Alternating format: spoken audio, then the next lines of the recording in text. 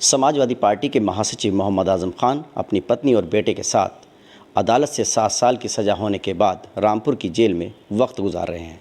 आज़म खान पर कार्रवाइयों का सिलसिला उस वक्त शुरू हुआ जब सीनियर IAS और मुरादाबाद के कमिश्नर उस समय रामपुर में ज़िलाधिकारी होते थे। हमारे साथ आनंद कुमार सिंह हैं, जिनका नाम आज़म खान के नाम के साथ हमेशा जुड़ा रहता है कार्रवाई को लेकर के। एक ऐसा नेता सर जो लंबे समय से रामपुर की राजनीति में एक छत्र राज कर रहा था।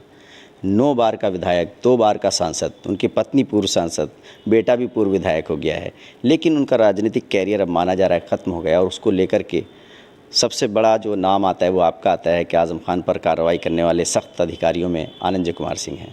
कैसे शुरू हुई ये लड़ाई? नहीं, मेरी कोई लड़ाई नहीं है।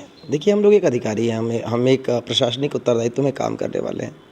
हमारी किसी से क्यों लड़ाई होगी? वो भी अगर जनप्रतिनिधि है तो हमें तो आदत है जनप्रतिनिधियों के साथ एक उनको सम्मान देते हुए, और निर्देश भी है, हमारा उत्तरदायित्व भी है, उसके अनुरूप काम करते हैं, तो लड़ाई का कोई प्रश्न ही नहीं उठता।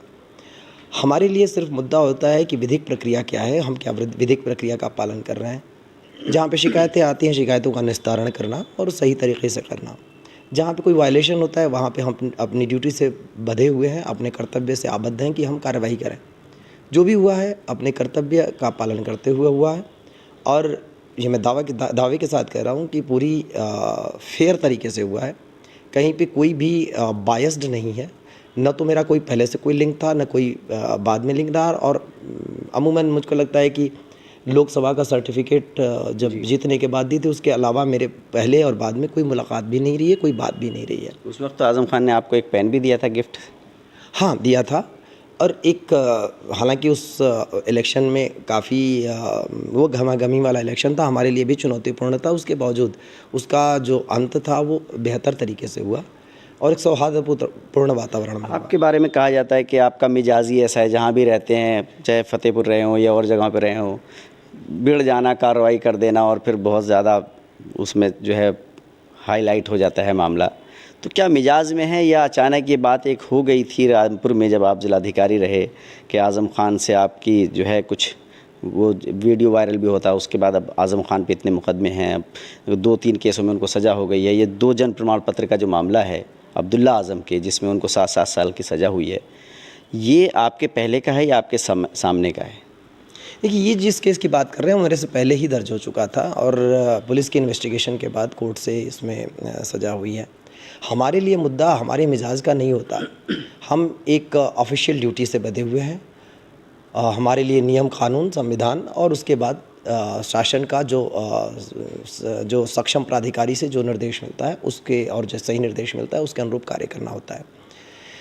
तो ये हमारे मिजाज से नहीं चलता। जब एक बार आप चेयर पे होते हैं तो आप पर्सनल हिसाब से नहीं चल सकते, न ही ये किसी से अपेक्षा की जाती है। और मैं ये दावे के साथ कह सकता हूँ कि नहीं, मैंने पूरा अपने 18 साल के करीब की मेरी सर्विस हो गई। मैंने हमेशा यही प्रयास किया है कि आप फेयर तरीके से मैं लोगों के जो अपनी ड्यूटी है उसका पालन कर सकूं। यहाँ पे भी मैंने वही किया है और पूर्व में भी यही किया है। हमेशा से मेरी कोशिश रही कि सबको न्याय मिल सके। और जहाँ पे कई बार ऐसा होता है कि आप अगर उस चेयर पे से हट जाते हैं तो ठीक है, उसके बाद आपकी ड्यूटी नहीं रह जाती तो आप उससे बंधे रहते हैं। हमारे लिए एक अच्छी बात रही कि सरकार की प्रतिबद्धता भी वही रही कि आप फेयर काम करो, और हमने उसके हिसाब से फेयर काम किया। तो ये कहना कि नहीं कोई रामपुर में विशेष तौर पर या इसके पहले या फिर अपने मिजाज के अनुरूप, ऐसा कोई नहीं है। हमारे लिए क्या है, जो नियम कानून है, जो प्रक्रिया है उसका पालन करते हुए करें। ऐसा नहीं है कि प्रक्रिया का कई बार हमसे उल्लंघन नहीं होता, क्योंकि कोई भी बिना दोष के नहीं होता। हम इंसान हैं, इंसान से गलती हो सकती है लेकिन जानबूझ के नहीं हो सकती। जहाँ पे जानबूझ के कोई गलती करता है वहाँ पे हमें कार्रवाई करने के लिए हमारा उत्तरदायित्व है, और ये कोई खुशी खुशी भी हम नहीं करते जी। हम ड्यूटी से बंधे हुए तो हमारी जिम्मेदारी है, हम अपनी जिम्मेदारी का पालन करते हैं और बस इतना ही है। इस मामले में भी हमने जिम्मेदारी का पालन ही किया है। आपने जिम्मेदारियों का पालन किया, लेकिन अखिलेश यादव कह रहे हैं कि साहब वो कुछ नेता और अधिकारी जो है मिलकर आज़म खान को साजिश करके फंसा रहे हैं, वो मुस्लिम नेता हैं, उनका धर्म दूसरा है, इसलिए। तो इन बातों को आप जब सुनते हैं कैसा लगता है? ये हमें आदत हो चुकी है। जब हमारी ये प्रोफेशनल हजार्ड मान लीजिए, जब भी हम कार्रवाई करते हैं, अगर कोई बड़ा व्यक्ति, नामचीन व्यक्ति उसमें शामिल है, कोई पॉलिटिकल पर्सन शामिल है, निश्चित रूप से उसको लेके पॉलिटिकल बयानबाजी होगी। हमें इससे कोई फ़र्क नहीं पड़ता, हमें बस इतना देखना होता है कि क्या हमने प्रक्रिया का पालन किया, और हमारी गतिविधि को, हमारी कार्यविधि को देखने के लिए अलग अलग एजेंसीज़ हैं, अलग अलग जगह पर इसकी समीक्षा भी होती है। शासन है, हमारे उच्च अधिकारी हैं, कोर्ट्स हैं। अगर हम कोई गलत करेंगे तो हम कोर्ट के लिए भी जवाबदेह होंगे। माननीय उच्च न्यायालय है, माननीय सर्वोच्च न्यायालय है, माननीय जो डिस्ट्रिक्ट न्यायालय है, ये सारे हैं। तो जहाँ जहाँ जैसा जैसा होता है उसके अनुरूप हमारे ऊपर एजेंसियाँ भी होती हैं जो इसकी जांच करती हैं। हमें कई बार इसका नतीजा चुकाना पड़ता है कि आप अगर एक जगह पे कार्रवाई कर रहे हैं, कोई बड़ा व्यक्ति उसमें शामिल है, तो जो उसके जो भी पॉलिटिकल रिपरकशंस होंगे वो आपके ऊपर आएंगे। यही अगर कोई सामान्य व्यक्ति रहता तो, और हो भी रहे हैं, आप देखेंगे अगर वही उसी अदालत से, जिस अदालत से हुआ है ये निर्णय, या उन अदालतों से हुआ है, पिछले 1 साल के अंदर पता नहीं कितनी कार्यवाही होंगी, कितने लोगों को आजीवन कारावास भी हुआ होगा, कितने लोगों को 10 साल की सज़ा हुई होगी, या बहुत सारे। लेकिन उस पर कोई सवाल नहीं उठाता।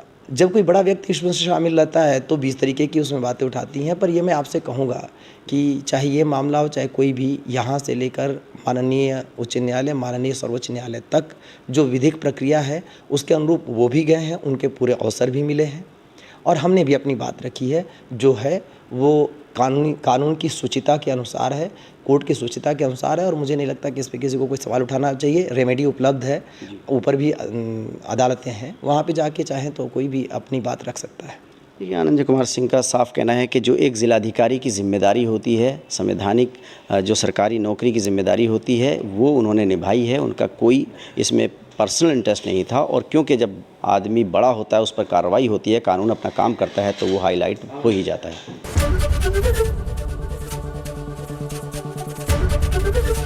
एबीपी गंगा, खबर आपकी, जुबान आपकी।